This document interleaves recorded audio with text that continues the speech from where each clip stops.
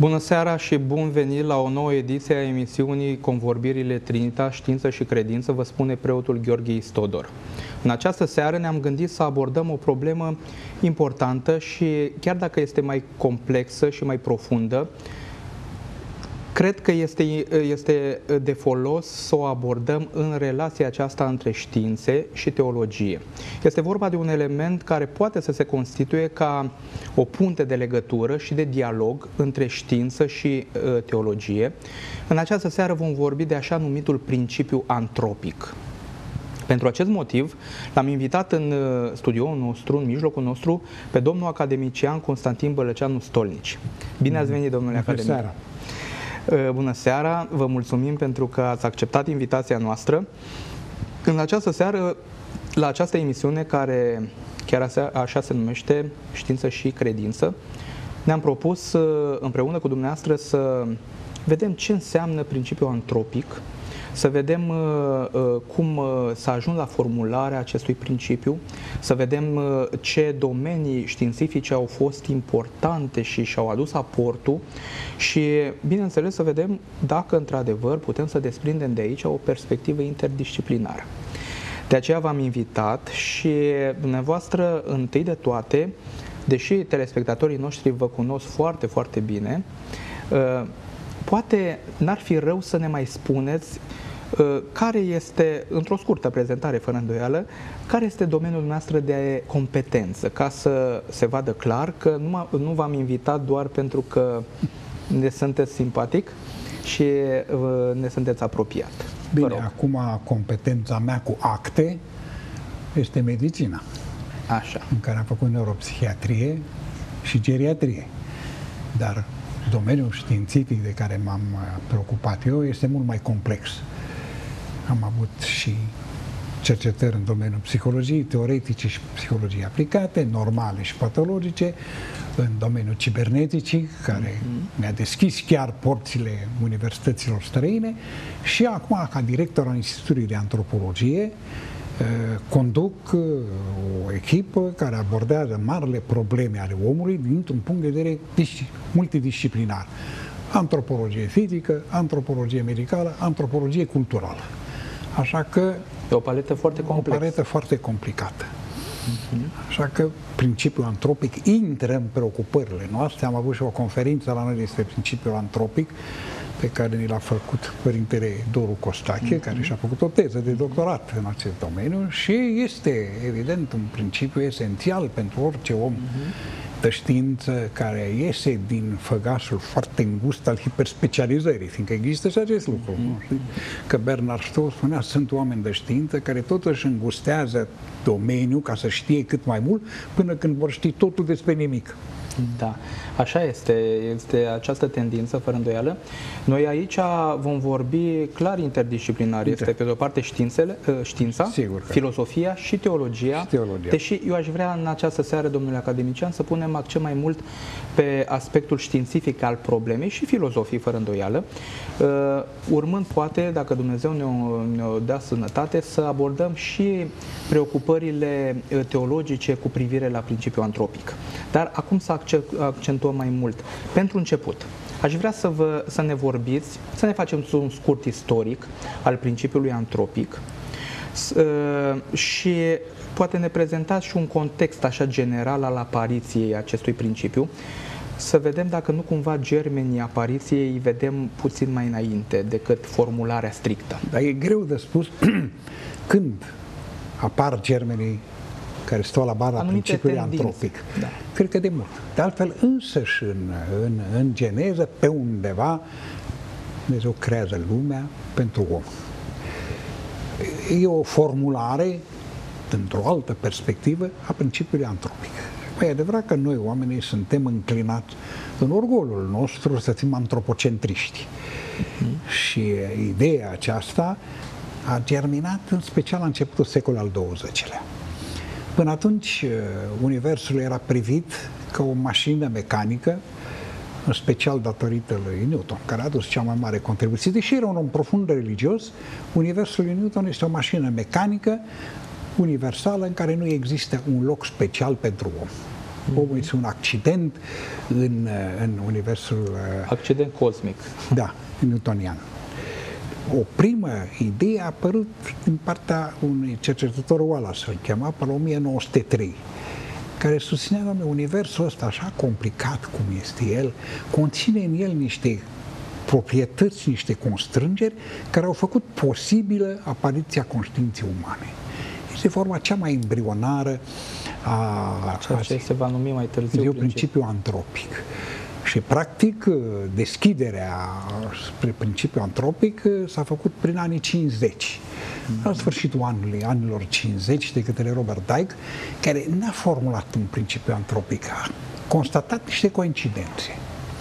Există niște coincidențe curioase. Iată, de exemplu, dacă Pământul sau Universul nu s-ar fi constituit acum 10 miliarde de ani, viața n-ar fi fost posibilă.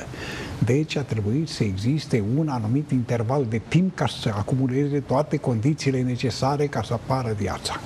Al doilea este că densitatea materiei a trebuit să fie de așa natură încât să nu colabeze, fiindcă altfel universul s-ar fi returtit și ar fi ajuns din nou o masă compactă de energie și de materie. Și a mai fost ceva legat de necesitatea unui anumit raport de forțe în legătură cu structura atomului de heliu și de hidrogen, pentru că dacă nu era acest raport de forțe, universul era plin numai de heliu și de hidrogen. Așa au apărut niște disimetrii care au dus la apariția carbonului, care știm că este la baza vieții. Sigur, nu trebuie să exagerăm și să facem o carbonalatrie sau, cum spunea unui, un șovinism al carbonului, dar fără carbon și fără apă, viața n-ar fi fost posibil. Deci au trebuit să apară aceste lucruri. E bine, seria aceasta de coincidențe a dat de gândit oamenilor.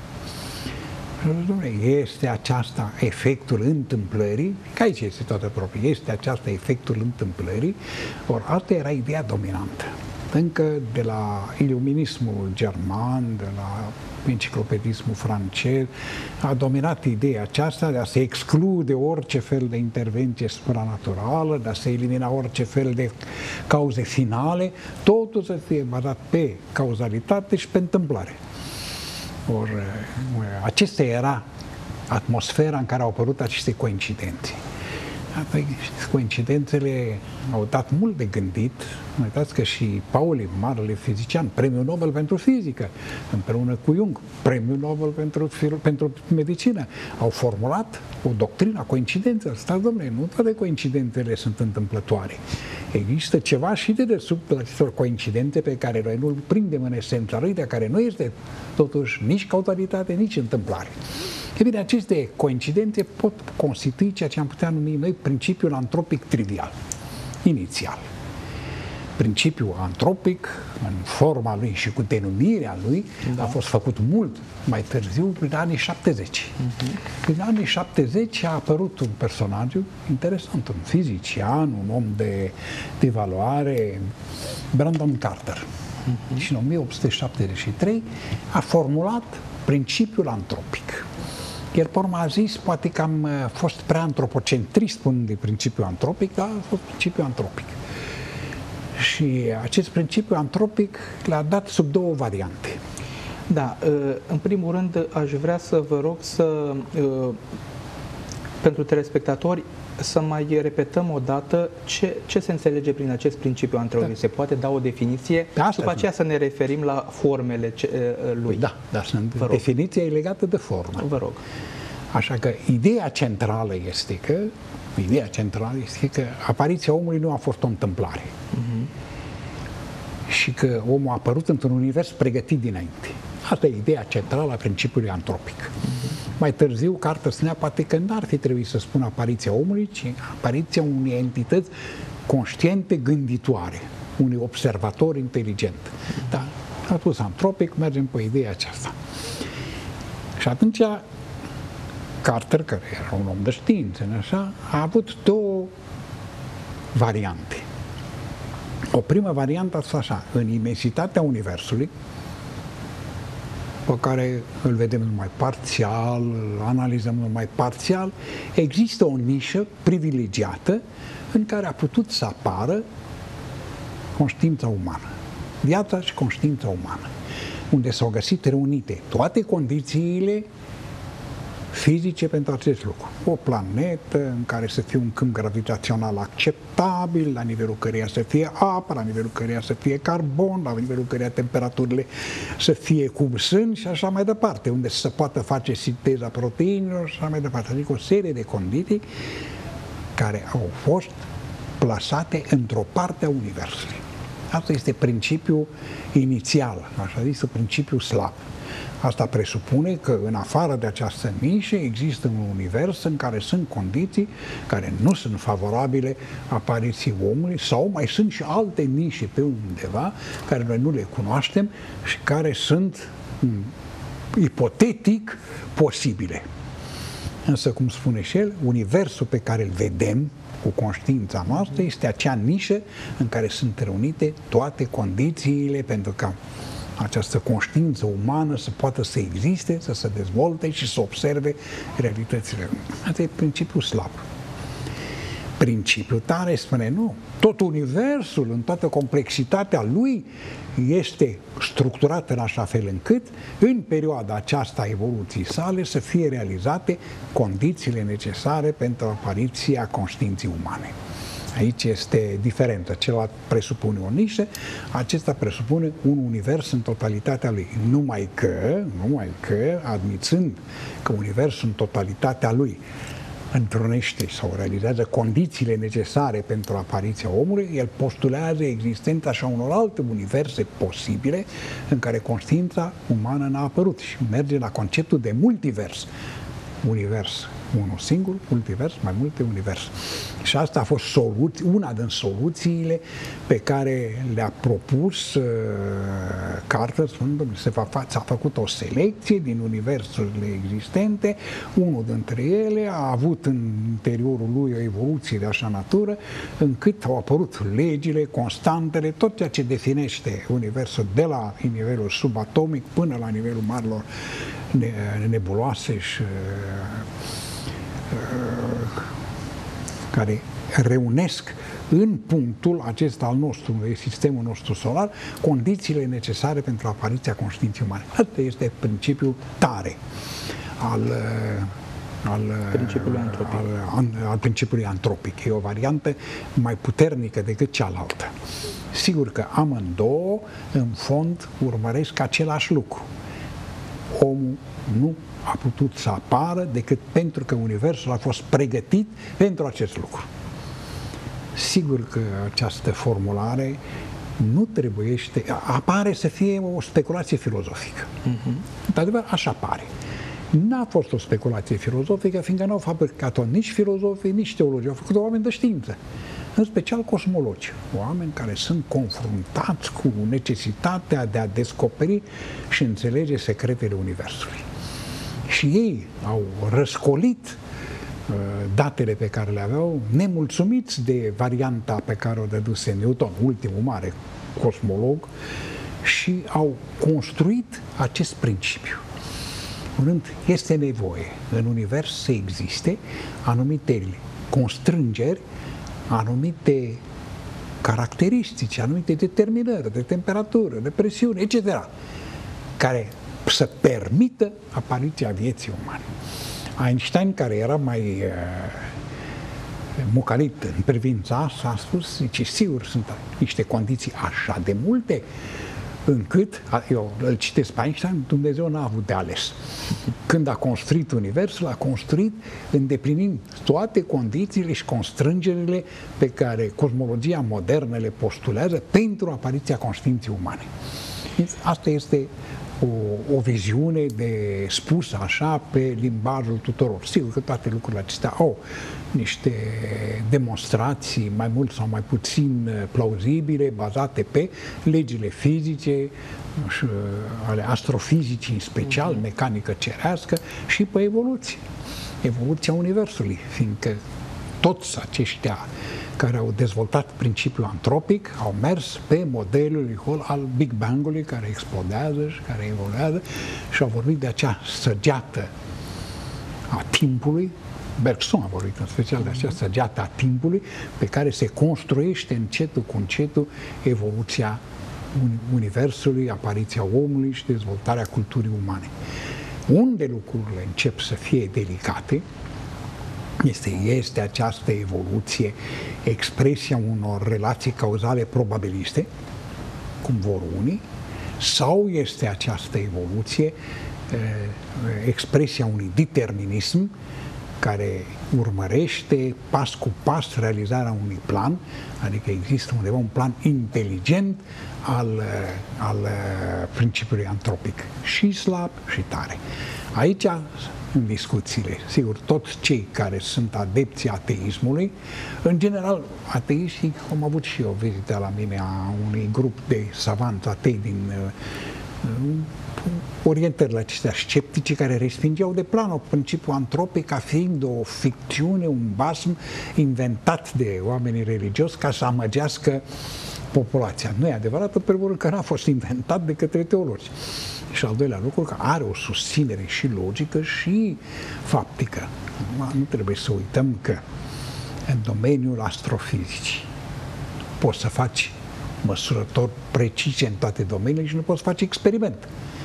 De aceea, abordarea este mai delicată decât în, hai să zicem, în chimia biologică sau în chimie organică și chiar în experimentul biologic. Nu poți face experiment astronomic. Însă datele care s-au făcut, adică posibilitățile de verificare a marilor probleme cosmologice, teoria relativității, teoria expansiunii Universului, au putut să fie verificate cum granul salis între limitele posibile ale tehnologiei pe de o parte și, repet, limitele posibile ale posibilităților noastre cerebrale de a gândi și a înțelege complexitatea Universului, care, după părerea mea, depășește posibilitățile noastre de înțelegere, de-aia apar toate antinomiile și paradoxurile de care ne izbim. Deci să înțelegem cu toții că există aceste două forme, forma slavă și forma tare, să înțelegem că au existat două reacții ale comunității științifice față de această formulare a principiului antropic. Una sceptică, la care ați făcut deja referire, și aici aș vrea să vă întreb, domnule academician, acest principiu este un pericol pentru pozitivismul omului de știință ateu? Este un pericol în ce sens? În sensul că, și aici atingem un punct critic din istoria științelor contemporane. Principiul antropic strecoară în știință cauzele finale. Vedeți, toată știința, de la Aristotel încoace, în care Aristotel a fost un filozof, a fost și filozof. Da, dar a fost destul de materialist, spre deosebire de Platon. Da, e adevărat. El a făcut concesii spiritualității de frică. Să simte, dacă îl citim atent, să simte că el este un organicist, chiar și în materia, a scris despre sufletul uman, dar pe undeva are rezerve foarte mari, n-are înaripările lui Platon. De atunci, știința a mers pe principiul cauzalității. Un lucru apare pentru că ceva l-a determinat. În teologie exista principiul celălalt, cauza finală. Un lucru s-a realizat pentru că a fost necesar să apară așa și așa mai departe. De altfel, chiar și evoluționismul inițial a fost tot așa gândit, pe cauze finale. La Marc a mers pe cauze finale. Și atunci, sigur că oamenii de știință, reducționiști, le frică. Simt un pericol mare, fiindcă se deschide drumul spre două mari, hai să spunem, spaime ale lor. Cauzele finale și antinomia. Omul de știință se ferește de antinomie. Deși, nu trebuie să uităm că există caz, dau totdeauna ca exemplu la curs, cazul electronului. Electronul, protonul sunt în același timp corpuscul și unde. Da. Orice om de știință îți spune, da, uite, am experimentele cu tare și modelul meu matematic cu tare, spune că e corpuscul. Experimentele cu tare și modelele matematice cu tare, spune că e undă. E corpuscul și undă în același timp. Asta e antinomie. Însă în lumea subatomică antinomia este acceptată, fiindcă n-au încotro, pe când în lumea aceasta la altă se ferește de antinomie. Da. Ori principiul antropic introduce niște antinomii și deschide drumul spre o gândire mult mai bogată decât reducționismul mecanicist al lui Lametri și toți cei care au dezvoltat știentismul contemporan. Și teama lor față de cauzele finale, domnule academician, este teama de a se ajunge într-o formulare directă sau indirectă, într-o demonstrație logică la existența unui creator. Păi bineînțeles că da. Nu uitați că unul din modelele cosmologice, primele mari modele cosmologice moderne, a fost al lui Laplace. Și când Laplace a prezentat lui Napoleon i-a spus, dar unde e Dumnezeu? N-am nevoie de ipoteza Dumnezeu. Adică am construit lucrul acesta, dar n-a spus că nu există Dumnezeu, ca și că n-are existat Dumnezeu. Ori știința vrea cu orice preț să elimine spiritualul, supranaturalul și pe Dumnezeu. Când au venit reprezentanții scepticismului la noi, primul lucru care au spus, prima frază, Dumnezeu nu există, omul de știință nu poate să accepte ideea de Dumnezeu, un om de știință care acceptă ideea de Dumnezeu nu e om de știință. O intoleranță radicală de tipul acesta, ceea ce nu e adevărat. Fiindcă în istoria științei, în istoria filozofiei, chiar găsim oameni care au adus aporturi importante în domeniul științelor teoretice, în domeniul științelor aplicative și care erau religioși. Erau religioși. Chiar am mai citat eu tot aici pe Schrödinger la un moment dat, mare premiu Nobel pentru fizică atomică. Care spune, da, domnule, noi avem un model reducționist, asta e un reducționism metodologic, îl facem că nu avem încotro. Dar nu respingem ideea de Dumnezeu, nu ne atingem de Dumnezeu că nu putem. În fond e o recunoaștere a omului de știință modern, fără educație teologică, a principiului apofatic. Nu pot să ajung la cunoașterea lui Dumnezeu și atunci îl pun în paranteză. Pentru ca să-mi rezolv eu problemele mele cu legile naturii pe care le...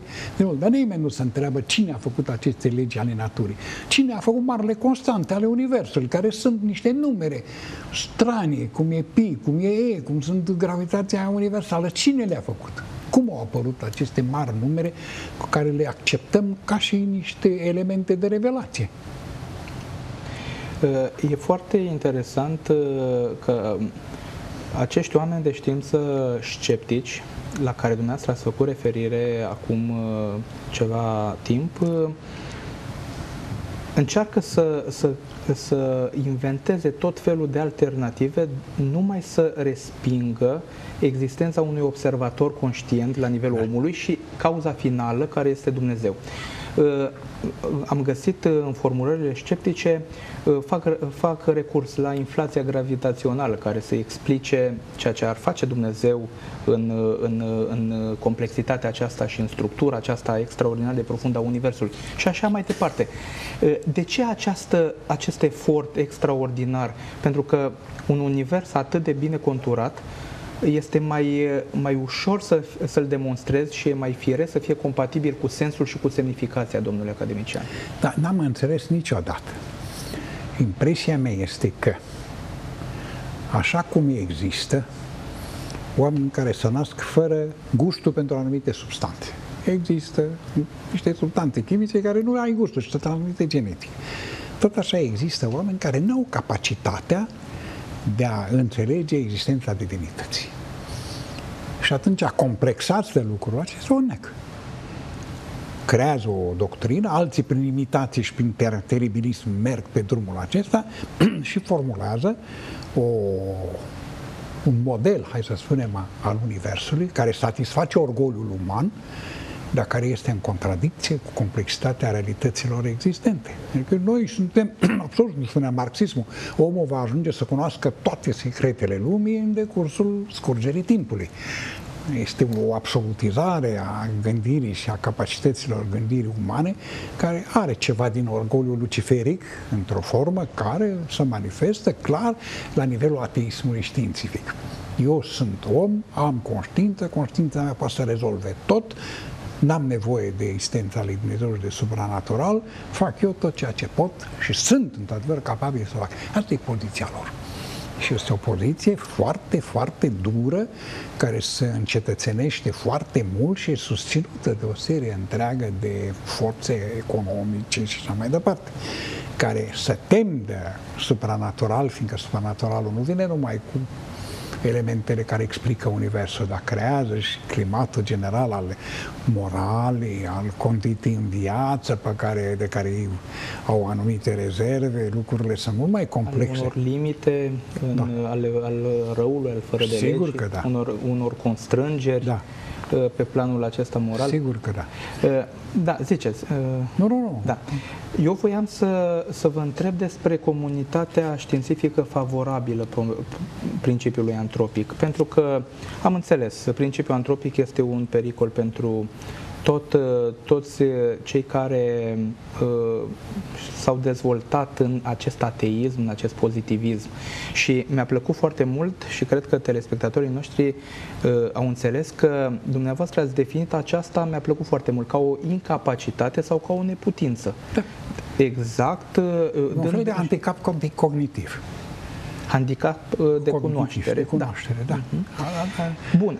Dar există o anumită parte a comunității științifice care e favorabilă principiului. Păi de-aia și există principiul antropic, de-aia să scriu cărți despre el, de-aia să discută la congrese despre el. Aceștia, dacă sunt favorabili principiului antropic și acestor formulări a lui Carter, care în anii 70 înseamnă că fac vreun de serviciu științei. Aici vrea să vă referiți la comunitatea oamenilor de știință favorabili acestui principiu antropic, acestei perspective. Putem vorbi de o nouă paradigmă,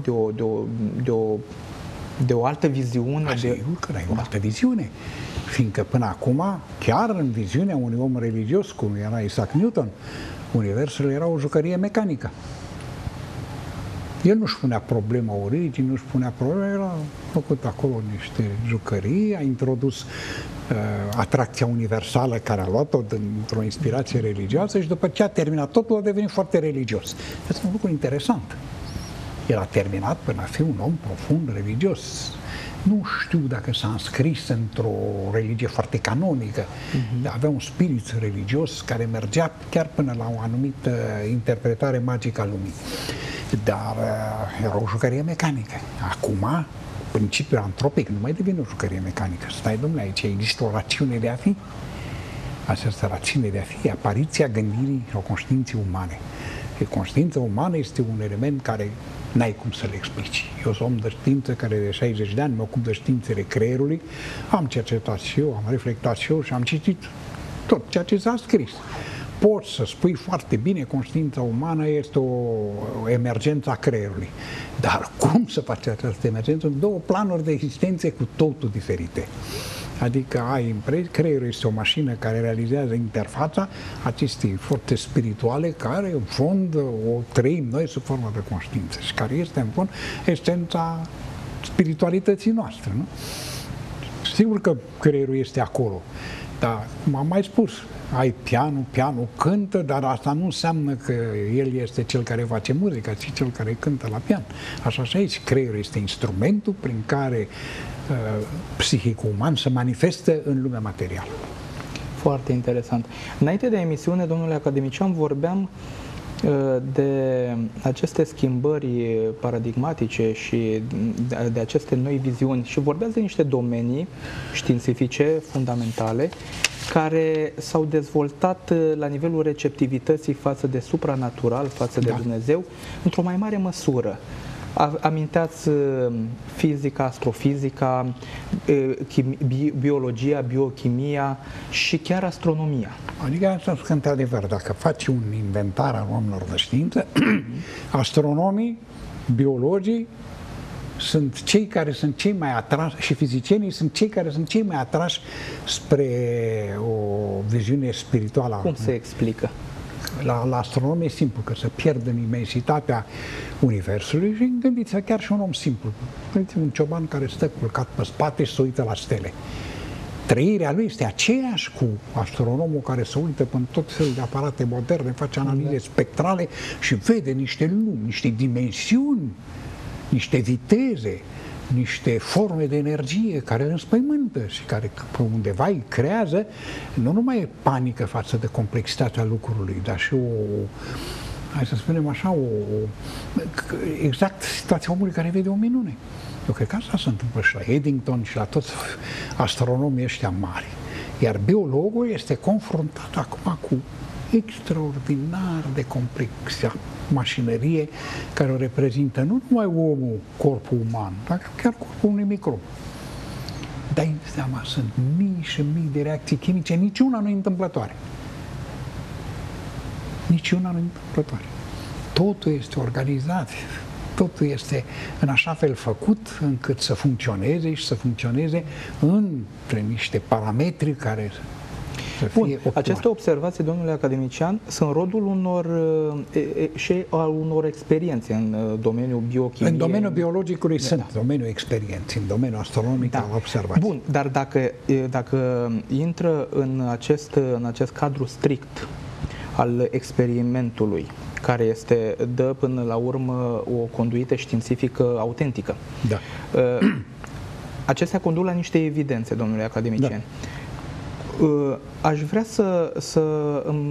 încercați să-mi răspundeți la următoarea întrebare. În fața evidențelor, care sunt de natură științifică, un om de știință n-ar trebui să mai fie sceptic, n-ar mai trebui să fie pozitivist.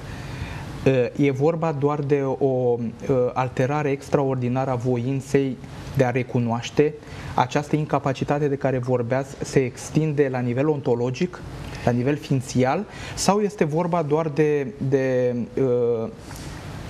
de faptul că nu au puterea să recunoască?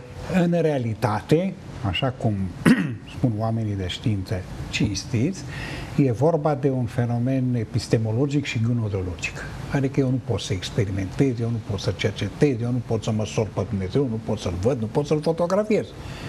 Metodologic. Nu pot cu gândirea mea să înțeleg complexitatea unor fenomene și a unor structuri existente în lume. Asta este una.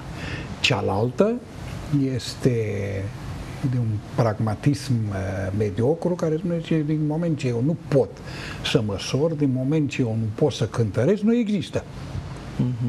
Dar aici este un reducționism care în fond exprimă sub o perdea de fum de orgoliu falimentul posibilității noastre de a cunoaște, că spiritualul nu poți să-l cunoști prin puterile tale umane.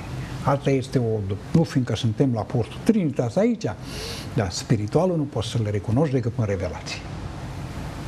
Asta este o doctrină fundamentală care este permanentă în istoria culturii, probabil de la omul paleolitic și până astăzi. Și din păcate... Marele adevăruri despre lumea de dincolo și despre existența lui Dumnezeu nu le ai decât în revelație. Că după aceea comentezi revelația, că după aceea o discuți, faci o exegeză, faci o ermeneutică, asta e altceva, dar de acolo pornești. Și din păcate acești oameni cu bună știință lasă să existe o tensiune fundamentală între revelație și rațiune autonomă și perpetuează toate aceste ideologii. Scientismul de fapt nu mai e știință, este ideologie, reducționismele de care făceați dumneavoastră referire. Dacă reducționismul este ontologic, este o ideologie. Dacă reducționismul este metodologic, este recunoașterea faptului că eu nu pot să merg mai departe cu știința. Dar nu înseamnă că ceea ce e dincolo de știință nu există. Asta e poziția. Eu pot să-mi explic foarte bine ce se întâmplă în creier și pot să spun că dau cu toporul în creier, dispare conștiința. Asta nu înseamnă că am descoperit ce este conștiința și nimeni nu o poate face. Toate tratatele mari de știință ale creierului spun aici este un șanț peste care nu putem trece. Este extraordinar această recunoaștere a limitelor cunoașterii științifice. Sigur că da. Este un gap, cum îi spune Chambers, peste care nu putem trece. Este imposibil. Au încercat să înlocuiască spiritualitatea cu informația. Știți că eu am fost unul dintre creatorii neurocibernetici și psihocibernetici, dar n-au reușit cu nimic, fiindcă informația este doar o anumită manifestare tot a materiei. Și ajung tot într-o tautologie și nu poate să facă pasul înainte spre esența spiritualității, spre esența conștiinței. Asta este imposibil. Aceste limite ale cunoașterii științifice, acest impas metodologic în primul rând. E metodologic. Da. Credeți dumneavoastră, domnule academician, că a condus în interiorul științei la deschiderea acestor perspective interdisciplinare? Adică diferitele domenii științifice au început să conlucreze, să formeze, între ghilimele, niște alianțe, cum e astrofizica, cum e biochimia, cum e exobiologia, de care vorbeam înainte de emisiune.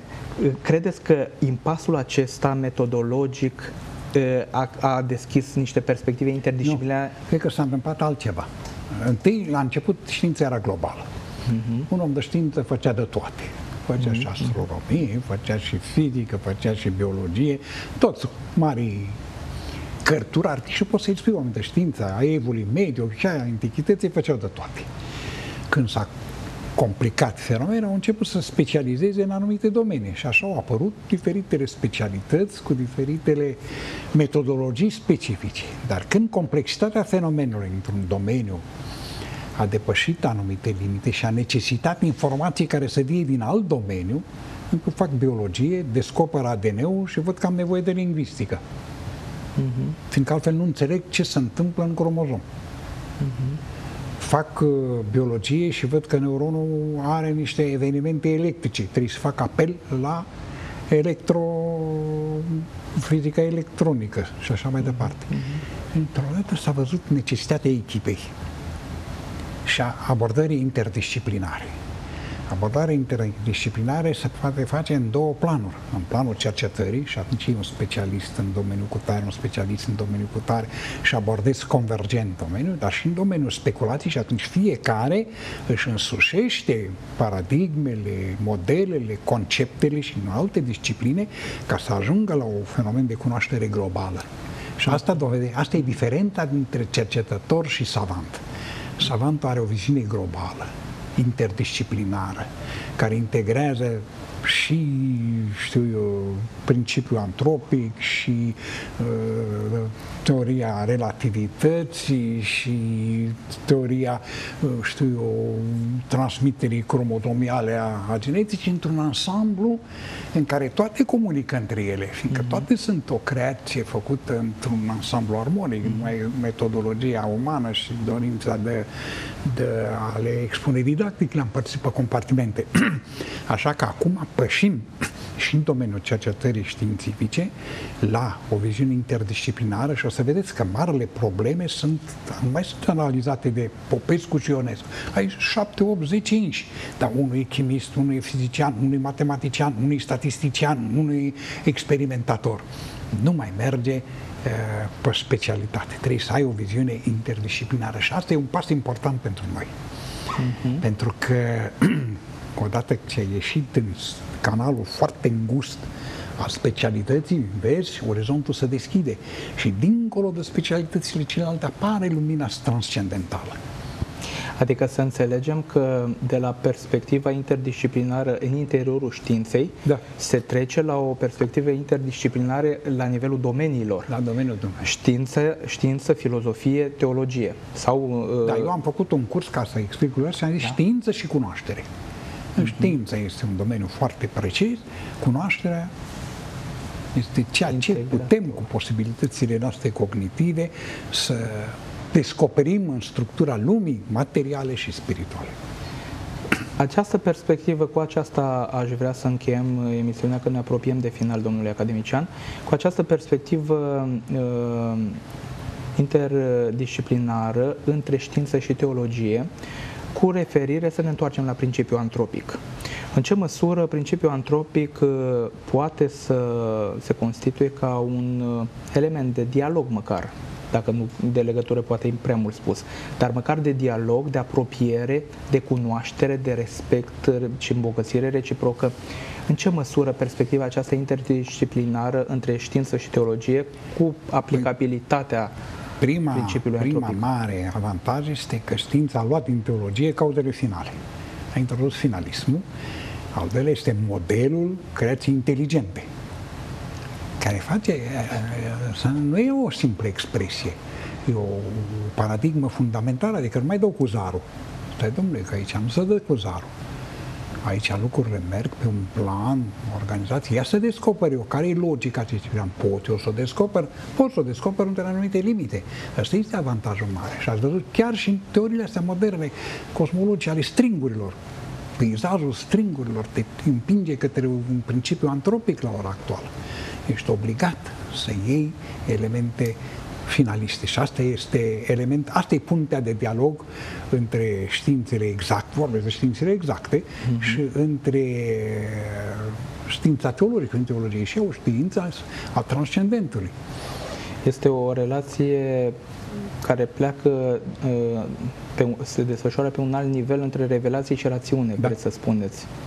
Da, adică rațiunea, așa cum rațiunea analizează, contabilizează și speculează pe datele de observație ale științei, tot așa rațiunea umană își permite să comenteze și să discute revelația cu riscurile, dacă nu respectă anumite lucruri, să lunece și spre erori teologice. Știți că există părinți mari ai bisericii care s-au aplicat asupra acestui principiu antropic cu mult înainte de formularea de către oamenii de știință. Putem să socotim, de exemplu, preocupările Sfântului Maxim Mărturisitorul ca fiind pregătitoare la nivelul germenilor care au încolțit la începutul secolului 20? Sau e prea mult? Prea mult? Pregătitoare, fiindcă el a avut o deschidere, sigur, nu de om de știință, de om iluminat, care a luat contact cu supranatural prin alte canale decât noi, cei obișnuiți, și a înțeles fenomenul, a descris că oamenii nu s-au influențat imediat, asta e vina lor. Nu exista în baza materială, conceptele, experimentele care să dea un fundament științific. Tot ceea ce s-a acordat Sfinților Părinți v-a dat pe principiul crede și nu cerceta. Principiul antropic vine cu această lucru. Stai că și cercetând constat câteva lucruri pe care voi, cei care credeți și nu cercetați, le afirmați. Aici este... Da, a fost chiar... Am început la început să spun că a fost o teză la Facultatea de Teologie, sub conducerea părintelui academician Dumitru Popescu. Este principiul antropic și m-am mirat atunci. Despre această viziune teologică o să vorbim cu altă ocazie. Timpul nostru s-a scurs. Eu vă mulțumesc foarte mult pentru disponibilitatea dumneavoastră și pentru aceste informații foarte, foarte prețioase pentru noi, pentru telespectatorii noștri, și vă mulțumesc și dumneavoastră, dragi telespectatori, pentru atenția cu care ne-ați însoțit. Sperăm să vă fi fost de folos și vă dorim să aveți în continuare o seară binecuvântată. La revedere!